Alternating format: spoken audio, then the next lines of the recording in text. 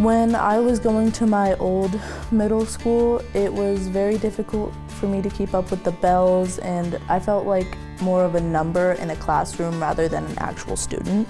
When I told my mother about all this, she suggested I go here. I was really excited for it. The transition itself was quite easy. Like, the teachers here can help you with almost anything. Students and teachers by design are in a smaller setting here. And so all of the teachers work together as a team to both teach and guide students. So there's still explicit instruction that happens at Self-Directed Academy.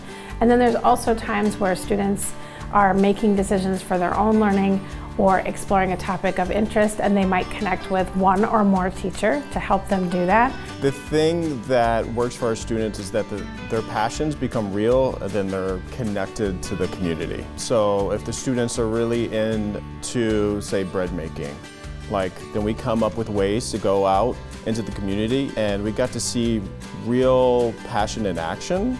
I feel like once our students see that their choice is relevant to their community, they can see that they can connect their learning to something real. Students that are like, hey, I got this project, can I go, can I do this? That's kind of what we're looking for, and that's, it's in the name, being a self-directed student. I establish a foundation for what we're learning. I kind of say, hey, these are your 3 options for a project, and usually it's like, okay, go.